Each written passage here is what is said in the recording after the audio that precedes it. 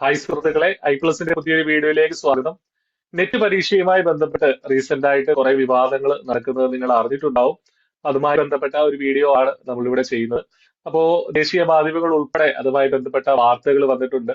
National testing agency അഥവാ NTA-യുടെ പരീക്ഷാ നടത്തിപ്പിലെ issues ആണ് കുട്ടികൾ ഉൾപ്പെടെ എല്ലാവരും ചൂണ്ടിക്കാണിക്കുന്നത്. മനോരമ പത്രത്തിൽ വന്നിട്ടുള്ള ഒരു ലീഡ് വാർത്തയാണ് നിങ്ങൾ ഈ സ്ക്രീനിൽ കാണുന്നത്. നെറ്റും തെറ്റി എന്നുള്ളതാണ് അവരുടെ അതിൽ കൊടുത്തിരിക്കുന്ന ഹെഡിങ്. അങ്ങനെ കൊടുക്കാൻ കാരണം എന്താ? നീറ്റ് ഇതിന് മുൻപ് നടന്ന ഇന്ത്യയെ തന്നെ നടത്തിയ മെഡിക്കൽ എൻട്രൻസ് പരീക്ഷയായിട്ടുള്ള നീറ്റ് പരീക്ഷയിലും ഇതുപോലെ ഒരുപാട് ഇഷ്യൂസ് ഉണ്ടായിരുന്നു. ചോദ്യപേപ്പർ ചോർച്ചയൊക്കെ ആരോപിച്ച് പരീക്ഷ ക്യാൻസൽ ചെയ്യേണ്ടി വന്നു. അതിനുശേഷം പുതിയ പരീക്ഷ നടത്തി കുട്ടികൾക്കൊക്കെ ആപ്ലിക്കേഷൻ ഫീ റീഫണ്ട് ചെയ്ത് കൊടുത്തു. ഇപ്പോഴും അതുമായി ബന്ധപ്പെട്ട വിവാദങ്ങൾ നടക്കുന്നതേ ഉള്ളൂ. അതിനോട് ചേർത്ത് വെച്ച് നെറ്റ് പരീക്ഷയിലും ഇത്തവണ ഒരുപാട് പ്രശ്നങ്ങൾ സംഭവിച്ചിട്ടുണ്ട് എന്നുള്ളതാണ് കുട്ടികൾ ഉൾപ്പെടെ അധ്യാപകർ ഉൾപ്പെടെ ചൂണ്ടിക്കാണിക്കുന്നത്. NTA നമുക്കറിയാം, നാഷണൽ ടെസ്റ്റിംഗ് ഏജൻസി. നേരത്തെ നെറ്റ് പരീക്ഷ ഒരു 5-6 വർഷം മുന്നേ ആണ് ഈ NTA രൂപീകരിച്ച് NTA പരീക്ഷകൾ നടത്താൻ തുടങ്ങിയത്. അതിനു മുന്നേ CBSE ആയിരുന്നു പരീക്ഷ നടത്തിക്കൊണ്ടിരുന്നത്. അതിനുശേഷമാണ് NTA വന്നത്. NTA ഒരു കേന്ദ്രീകൃത ഏജൻസിയാണ്. പ്രധാനപ്പെട്ട രാജ്യത്തെ പരീക്ഷകളൊക്കെ നടത്തുന്നത് നാഷണൽ ടെസ്റ്റിംഗ് ഏജൻസിയാണ്. അവരൊരു സെപ്പറേറ്റ് ഏജൻസി ആയിട്ട് വർക്ക് ചെയ്യുന്ന ഒരു സംവിധാനമാണ്. അപ്പോൾ ഇപ്പോഴും പക്ഷേ അവരുടെ പരീക്ഷാ നടത്തിപ്പില് പല ഇഷ്യൂസും അത് കറക്റ്റ് ആയിട്ടല്ല നടക്കുന്നത് എന്നുള്ള സംശയമാണ് നമുക്ക് ഇത്തരം പ്രശ്നങ്ങൾ വരുമ്പോൾ നമുക്ക് മനസ്സിലാവുന്നത്.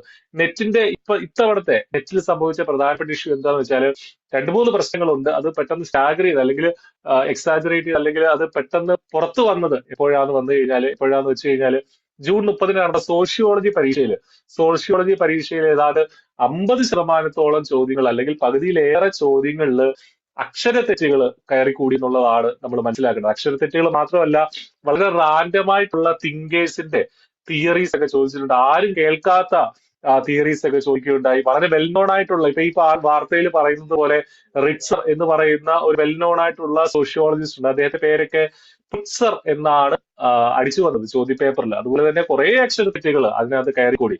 നെറ്റ് എന്ന് പറയുന്നത് നമുക്കറിയാം, ഡിഗ്രി കഴിഞ്ഞ് PG കഴിഞ്ഞ് എഴുതുന്ന ആ ഒരു ലെവലിൽ നിൽക്കുന്ന ഒരു പരീക്ഷയാണ്. അപ്പൊ അതിന് ചോദ്യപേപ്പർ ഇടുന്ന ആളുകൾ സ്വാഭാവികമായിട്ടും അക്കാഡമീഷ്യൻസ് ആകും. ഈ ഫീൽഡിൽ വളരെയധികം വർഷത്തെ പ്രവൃത്തി പരിചയമുള്ളവരായിരിക്കും, അല്ലെങ്കിൽ ഈ ഫീൽഡിലെ ഒരു പ്രധാനപ്പെട്ട വ്യക്തിത്വങ്ങളായിരിക്കും എന്ന് തന്നെയാണ് നമ്മൾ കരുതുന്നത്. ആ ഒരു വിശ്വാസ്യത പലപ്പോഴും ഇത്തരം പരീക്ഷകളിലൂടെ അല്ലെങ്കിൽ ഇത്തരം മിസ്റ്റേക്കുകളിലൂടെ തകരുന്നു എന്നുള്ളതാണ് നമ്മൾ മനസ്സിലാക്കേണ്ടത്. ഇപ്പൊ നെറ്റ് എന്നുള്ള പരീക്ഷ അങ്ങനെ പെട്ടെന്ന് ഒരു ദിവസം തലേന്ന് പഠിച്ച് പിറ്റേന്ന് പോയി നമുക്ക് എഴുതിയെടുക്കാൻ, അല്ലെങ്കിൽ ഒരാഴ്ചത്തെയോ ഒരു മാസത്തെയോ ഒരു പ്രിപ്പറേഷൻ കൊണ്ട് നമുക്ക് അത്ര എളുപ്പം ക്രാക്ക് ചെയ്യാൻ പറ്റുന്ന ഒരു പരീക്ഷയല്ല. അതുപോലെ വിദ്യാർത്ഥികൾ ദീർഘനാളായിട്ട് തയ്യാറെടുക്കുന്ന കുട്ടികളാണ്. അറ്റ്ലീസ്റ്റ് ഒരു 6 മാസമെങ്കിലും ഏറ്റവും ഡെഡിക്കേറ്റഡ് ആയിട്ട് വർക്ക് ചെയ്യേണ്ട ഒരു പരീക്ഷയാണ് നെറ്റ്. അപ്പൊ അത്രയും നാള് നമ്മുടെ മറ്റെല്ലാ കാര്യങ്ങളും മാറ്റിവെച്ച് നമ്മുടെ കരിയറിലെ ഒരു പ്രധാനപ്പെട്ട ഗോളായിട്ട്, ഒരു മൈൽ സ്റ്റോൺ ആയിട്ട് നമ്മൾ കാണുന്ന ഒരു പരീക്ഷയാണ് നെറ്റ്. അങ്ങനെ സ്ട്രെസ്ഫുൾ ആയിട്ട് തന്നെ കഷ്ടപ്പെട്ട് തന്നെ പഠിച്ചു വരുന്ന കുട്ടികളുടെ ഏറ്റവും വലിയ പ്രതീക്ഷ ഈ പരീക്ഷ വളരെ ട്രാൻസ്പെറന്റ് ആയി നടക്കും എന്നുള്ളതാണ്. ആ ട്രാൻസ്പെറൻസിയിൽ അല്ലെങ്കിൽ ആ വിശ്വാസത എന്തെങ്കിലും സംശയം വന്നു കഴിഞ്ഞാൽ അത് വലിയൊരു ഇഷ്യൂ തന്നെയാണ്. അത് നെറ്റിന്റെ കേസ് മാത്രമല്ല, നീറ്റ് ആണെങ്കിലും മറ്റേത് പരീക്ഷയാണെങ്കിൽ പോലും. അപ്പോൾ പ്രത്യേകിച്ചും ഇത്തവണത്തെ നെറ്റിൽ അത് സംഭവിച്ചു എന്നുള്ളതാണ് വളരെ ദൗർഭാഗ്യകരമായ ഒരു കാര്യം എന്ന് പറയുന്നത്. അങ്ങനെ ഒരു അക്ഷരത്തെറ്റ് നെറ്റ് പോലൊരു പരീക്ഷയിൽ ഒരു കാരണവശാലും സംഭവിച്ചുകൂടാ. ഒരു ചോദ്യത്തിലൊക്കെയാണെങ്കിൽ നമുക്ക് പോട്ടെന്ന് വെക്കാം, അല്ലെങ്കിൽ അത് എങ്ങനെയോ ക്ലറിക്കൽ എറർ ആണെന്ന് നമുക്ക് കരുതാം. പക്ഷെ പകുതിയേറെ ചോദ്യങ്ങളൊക്കെ അക്ഷരത്തെറ്റുണ്ട്, എവിടെയും കേൾക്കാത്ത ആളുകളുടെ പേരുകളൊക്കെ കയറി വരുന്നു എന്നൊക്കെ പറയുന്നത് ഒട്ടും തന്നെ ആശ്വാസകരമായിട്ടുള്ള കാര്യമല്ല. പിന്നെ നമ്മുടെ വീഡിയോകളുടെ താഴെ ഉൾപ്പെടെ ചൂണ്ടിക്കാണിച്ചിട്ടുണ്ടായിരുന്നു കൊമേഴ്സ് അതുപോലെ തന്നെ ഇംഗ്ലീഷ് വിഷയങ്ങളുമായി ബന്ധപ്പെട്ട് 2024 നടന്ന ചോദ്യപേപ്പറുകൾ, ചോദ്യപേപ്പറിൽ ഉണ്ടായിരുന്ന ചോദ്യങ്ങൾ അതേപടി ഇത്തവണ റിപ്പീറ്റ് ചെയ്തു എന്നുള്ളതാണ്. PYQകൾ വരുന്നത് സ്വാഭാവികമാണ്. പക്ഷെ ഇത്രയധികം PYQs ഒരു ചോദ്യപേപ്പറിൽ റിപ്പീറ്റ് ചെയ്യാന്നുള്ളത് തീർച്ചയായിട്ടും അസ്വാഭാവികമാണ്. ഇംഗ്ലീഷിന്റെ കേസിലൊക്കെ പറയുന്നത് 70 ചോദ്യങ്ങൾ അതേപടി 2024 ചോദ്യപേപ്പറിൽ നിന്ന് നമ്പർ പോലും മാറ്റാതെ അതേപടി ഇത്തവണത്തേക്ക് കയറി വന്നു എന്നുള്ളതാണ്. സ്വാഭാവികമായിട്ട് വിദ്യാർത്ഥികൾക്ക് സംശയങ്ങൾ വരാം. ഇതെന്തുകൊണ്ട് ഇങ്ങനെ സംഭവിച്ചു? ഈ 2024 ചോദ്യപേപ്പർ റെഫർ ചെയ്തിട്ട് വന്നാൽ മതി എന്ന് കരുതുന്ന, അല്ലെങ്കിൽ അങ്ങനെ കരുതിയ കുറച്ച് കുട്ടികൾ ഉണ്ടാവുമോ എന്നൊക്കെയുള്ള സംശയങ്ങൾ ഉണ്ടാവാം. അപ്പൊ അത് സ്വാഭാവികമാണ്. അങ്ങനെ സംഭവിച്ചിട്ടില്ലായിരിക്കാം, പക്ഷെ അങ്ങനെ സംഭവിച്ചുകൂടായികയൊന്നുമില്ല. അപ്പൊ അതുകൊണ്ട് തന്നെ അത്തരം അങ്ങനെ ഒരു തരത്തിലുമുള്ള സംശയങ്ങൾ ഉണ്ടാവാൻ സാധ്യതയില്ലാത്തുള്ള രീതിയിൽ പരീക്ഷ നടത്തുക എന്നുള്ളത് വളരെ ഇമ്പോർട്ടന്റ് ആയ ഒരു ഘടകമാണ്. കാരണം ഒരുപാട് കുട്ടികളുടെ, ലക്ഷക്കണക്കിന് കുട്ടികളുടെ ലക്ഷക്കണക്കിന് കുട്ടികളുമായി ബന്ധപ്പെട്ട കാര്യമാണ്, അവരുടെ ജീവിതവുമായി ബന്ധപ്പെട്ട കാര്യമാണ് നമ്മൾ മനസ്സിലാക്കേണ്ടത്.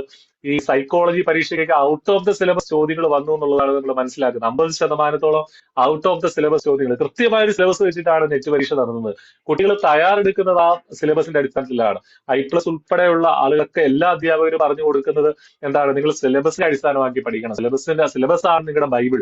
പക്ഷേ അതിനപ്പുറത്തേക്ക് ഒരു ചോദ്യങ്ങൾ വരുമ്പോൾ, അത് ഒന്നോ രണ്ടോ ആണെങ്കിൽ നമുക്ക് പോട്ടെന്ന് വെക്കാം. ഒരു 50% ചോദ്യങ്ങളൊക്കെ അതിനപ്പുറത്തുനിന്ന് വരുമ്പോൾ സ്വാഭാവികമായിട്ട് നമുക്ക് ഒരു കാരണവശാലും അതൊന്നും അംഗീകരിക്കാനായിട്ട് സാധിക്കില്ല എന്നുള്ളതാണ്. നെറ്റുമായി ബന്ധപ്പെട്ട് NDAയുടെ ഇഷ്യൂ ഈ ഒരു പരീക്ഷയിൽ തുടങ്ങിയതല്ല. നമുക്കറിയാം 2024 ഡിസംബറിൽ നടന്ന പരീക്ഷ NDAക്ക് ക്യാൻസൽ ചെയ്യേണ്ടി വന്നു. ആ സമയത്തെ ചോദ്യപേപ്പർ ചോർച്ചയൊക്കെ ബന്ധപ്പെടുത്തി ആ പരീക്ഷ ക്യാൻസൽ ചെയ്യേണ്ടി വന്നു.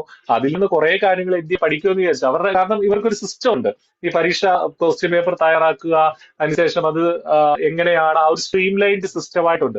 അതിൽ എവിടെയൊക്കെയോ ഗുരുതരമായ പിഴവുകൾ ഉണ്ടെന്നുള്ളതാണ് നമ്മൾ മനസ്സിലാക്കുന്നത്. ഇത്തവണത്തെ ചോദ്യപേപ്പറൊക്കെ AI വെച്ചിട്ട് ക്രിയേറ്റ് ചെയ്തതാണ് എന്നുള്ളതാണ് കുട്ടികളൊക്കെ പറയുന്നത്. പക്ഷെ എനിക്ക് തോന്നുന്നില്ല AI ആണ്. കാരണം AI ആണെങ്കിൽ ഇത്രയും സ്പെല്ലിംഗ് മിസ്റ്റേക്കുകളൊന്നും വരാൻ പാടില്ല. അപ്പൊ അതുകൊണ്ട് തന്നെ അതുമല്ല, ഇതൊക്കെ വളരെ ഉദാസീനമായിട്ട് ഇങ്ങനെയൊക്കെ മതി, ഈ കാര്യങ്ങൾ, ഈ പരീക്ഷകളൊക്കെ ഇങ്ങനെ നടന്നാൽ മതി, പ്രത്യേകിച്ച് പിള്ളേരൊന്നും ചോദിക്കാനില്ല, കുട്ടികളൊന്നും പറയില്ല, അവര് വരും പരീക്ഷ എഴുതും, അവര് പൊക്കോളും, ഇതൊക്കെ ഇത്രയും മതി എന്നുള്ള ഒരു ആറ്റിറ്റ്യൂഡാണ് അടിസ്ഥാനപരമായിട്ട് ഇതിന്റെ ഒരു കാരണം. കാരണം പ്രത്യേകിച്ച് നീറ്റ് പരീക്ഷ നോക്കൂ. ഈ തവണ ആ ഒരു ചോദ്യചോർച്ച വന്ന ശേഷം പുതിയ നീറ്റ് നടത്താനായിട്ട് എന്തോരം സന്നാഹങ്ങളാണ് ഒരുക്കുന്നത്, എത്രമാത്രം കെയർഫുൾ ആയിട്ടാണ് അവരത് ചെയ്യുന്നത്. പക്ഷെ അതിനു വേണ്ടിയിട്ട് നിങ്ങൾ ആലോചിച്ച് നോക്കുക, കുട്ടികളുടെ മൈൻഡ് എത്രമാത്രം അല്ലെങ്കിൽ സ്ട്രെസ്ഫുൾ ആയിട്ടുണ്ടെന്നുള്ള കാര്യം നിങ്ങൾ ആലോചിച്ചു. അതിന് കൊടുക്കേണ്ടി വന്ന വില വളരെ കൂടുതലായിരുന്നു. അതുപോലെ തന്നെ ഇത്തവണത്തെ നെറ്റ് പരീക്ഷയും അവര് വളരെ കെയർലെസ് ആയിട്ട് ഇങ്ങനെയൊക്കെ മതി എന്നുള്ളൊരു ധാരണയിൽ ചെയ്തതുപോലെയാണ് നമുക്ക് തോന്നുന്നത്. അതുപോലെ തന്നെ നമ്മൾ ഇത്തവണത്തെ അപ്ലിക്കേഷൻ പ്രോസസ്സിൽ പോലും പലരുടെയും ഫാദറിന്റെ നെയിമിന്റെ സ്ഥാനത്ത് ഹസ്ബൻഡിന്റെ പേര് വരികയൊക്കെ ചെയ്തിട്ടുണ്ട്. അതുമായി ബന്ധപ്പെട്ട് NDAയോട് ചോദിച്ചു കഴിഞ്ഞാൽ പ്രോപ്പർ ആയിട്ടുള്ള റെസ്പോൺസ് ഒന്നും അല്ല നമുക്ക് കിട്ടുന്നത്. എല്ലാ നോട്ടിഫിക്കേഷനിലും താഴെ NDA അവരുടെ മെയിൽ ID കൊടുക്കാറുണ്ട്, അതുപോലെ തന്നെ ഫോൺ നമ്പർ കൊടുക്കാറുണ്ട്. പക്ഷെ അതൊന്നും പ്രോപ്പർ ആയിട്ടുള്ള റെസ്പോൺസ് ഒന്നും NDAയിൽ നമുക്ക് കിട്ടാറില്ല. പ്രത്യേകിച്ച് നാഷണൽ ടെസ്റ്റിംഗ് ഏജൻസി പോലെ, അല്ലെങ്കിൽ ഇതുപോലൊരു ഏജൻസി, ഇത്രയും പ്രൊഫഷണലായി നടത്തുന്ന ഒരു ഏജൻസി കുറച്ചും കൂടി ഉത്തരവാദിത്തത്തോടുകൂടി കുട്ടികളോട് പെരുമാറേണ്ടതാണ് എന്നുള്ളതാണ് നമുക്ക് പറയാനുള്ളത്. പ്രത്യേകിച്ചും ഇങ്ങനെയുള്ള പിഴവുകൾ മാത്രമല്ല, കുട്ടികളോടുള്ള കമ്മ്യൂണിക്കേഷൻസ് ആണെങ്കിലും വളരെ കൃത്യമായിട്ട് അവർ ചെയ്യേണ്ടതായിട്ടുണ്ട്. ഇത്തവണ NDA അടച്ചാക്ഷേപിക്കുകയല്ല, ഒരുപാട് പരീക്ഷകൾ അവർ കണ്ടക്ട് ചെയ്യുന്നുണ്ട്. JEE ആണെങ്കിലും NCET ആണെങ്കിലും ഒരുപാട് പരീക്ഷകൾ കണ്ടക്ട് ചെയ്യാറുണ്ട്. അതെല്ലാം നന്നായിട്ട് നടക്കുന്ന പരീക്ഷകളുണ്ട്. പക്ഷേ ഇത്രയും റൂം ഓഫ് എറർ NDAക്ക് ഇല്ല എന്നുള്ളതാണ് യാഥാർത്ഥ്യം. കാരണം ഈ രാജ്യത്തെ ഒരുപാട് ഉദ്യോഗാർത്ഥികളുടെ സ്വപ്നങ്ങളാണ് NDAയുടെ പക്കൽ ഉള്ളത്. കാരണം അതാണ് അവരുടെ കരിയറിലെ ഒരു മൈൽ സ്റ്റോൺ ആയിട്ട് പ്രത്യേകിച്ചും കുട്ടികൾ കാണുന്നത്. അപ്പൊ അത് വെച്ചിട്ടാണ് ഈ NDA കളിക്കുന്നത് എന്നുള്ളതാണ് നമ്മൾ മനസ്സിലാക്കേണ്ട ഒരു കാര്യം. അപ്പോൾ നിങ്ങൾ ഒരുപാട് കാര്യങ്ങൾ ശരിയായിട്ട് ചെയ്യുന്നുണ്ടെങ്കിൽ പോലും ഇത്രയും വല്ല എറർ വരിക എന്നുള്ളത് ഒരു പ്രൊഫഷണൽ ഏജൻസിയുടെ ഭാഗത്ത് നിന്ന് ഒരിക്കലും ആശ്വാസകരമായ കാര്യങ്ങളല്ല. തെറ്റുകൾ തിരുത്തുക. ഇത്തവണത്തെ പരീക്ഷയിൽ NDA എന്ത് ചെയ്യും എന്നുള്ളത് നമുക്ക് കാത്തിരുന്ന് കാണാം. ഇനി എന്തെങ്കിലും മാറ്റങ്ങൾ വരുത്തോ എന്നുള്ള കാര്യങ്ങളൊന്നും നമുക്ക് അറിയാറായിട്ടില്ല. അത്തരം അപ്ഡേറ്റുകളൊന്നും NDAയുടെ ഭാഗത്ത് വരുന്നില്ല. അത്തരം അപ്ഡേറ്റുകൾ വരുമ്പോൾ അത് നിങ്ങളെ അറിയിക്കുന്നതുമാണ്. എന്തായാലും ഇത്തവണ പരീക്ഷ എഴുതിയ കുട്ടികൾ നിങ്ങൾ തൽക്കാലം റിലാക്സ്ഡ് ആയിട്ട് ഇരിക്കുക, പാനിക് ആവേണ്ട കാര്യമില്ല. മറ്റു വാർത്തകൾ അല്ലെങ്കിൽ ഇതുമായി ബന്ധപ്പെട്ട് ഇതുവരെ അപ്ഡേറ്റുകളൊന്നും വന്നിട്ടില്ല എന്നുള്ളതാണ് യാഥാർത്ഥ്യം. ഇന്ത്യയുടെ ഭാഗത്തുനിന്ന് അപ്ഡേറ്റ് ഒന്നും വന്നിട്ടില്ല. അത് വരുന്നത് വിശ്വസനീയമായ സോഴ്സുകളിൽ നിന്ന് മാത്രമുള്ളത് നിങ്ങൾ ആശ്രയിക്കുക, നിങ്ങൾ അത് മനസ്സിലാക്കുക എന്നുള്ളതാണ് ചെയ്യേണ്ടത്. റിലാക്സ് ചെയ്ത ശേഷം അടുത്ത തവണത്തെ നെറ്റ് പരീക്ഷയ്ക്കായിട്ട് പഠിച്ചു തുടങ്ങുക. റിസൾട്ട് വരട്ടെ, റിസൾട്ട് വരുന്നത് വരെയുള്ള സമയം നമ്മൾ നഷ്ടമാക്കരുത്, പഠനം ആരംഭിക്കുക എന്നുള്ളതാണ് ചെയ്യേണ്ട കാര്യം. അപ്പോ NDAയുടെ ഭാഗത്ത് നിങ്ങൾക്ക് പറയാനുള്ള കാര്യങ്ങളൊക്കെ നിങ്ങൾ മെയിൽ അയക്കുക. അവർ നോക്കുന്നുണ്ടോ ഇല്ലയോ എന്നുള്ളത് രണ്ടാമത്തെ കാര്യം.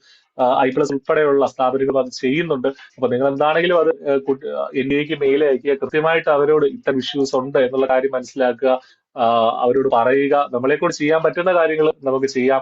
ഒരുമിച്ച് NDAയിലൊരു തീരുമാനം എടുക്കുക. കുറച്ചും കൂടെ സിസ്റ്റമാറ്റിക് ആയിട്ട്, കുറച്ചുകൂടെ സീരിയസ് ആയിട്ട് ഇത്തരം പരീക്ഷകളെ കാണാനായിട്ട് അവർ ശ്രമിക്കുമെന്ന് നമുക്ക് കരുതാം. അങ്ങനെ നമുക്ക് പ്രത്യാശിക്കാം. അടുത്ത പരീക്ഷ വളരെ സിസ്റ്റമാറ്റിക് ആയിട്ട്, വളരെ കൃത്യമായിട്ട് അവർ നടത്തും, നെറ്റ് പരീക്ഷ നടത്തും എന്നുള്ളതും നമുക്ക് പ്രതീക്ഷിക്കാം.